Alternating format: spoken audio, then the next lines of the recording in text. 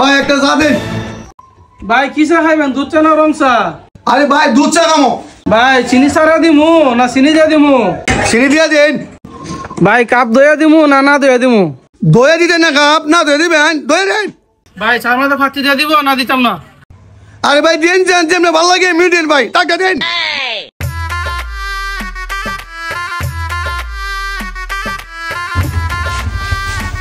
ভাই নিন আপনার চা।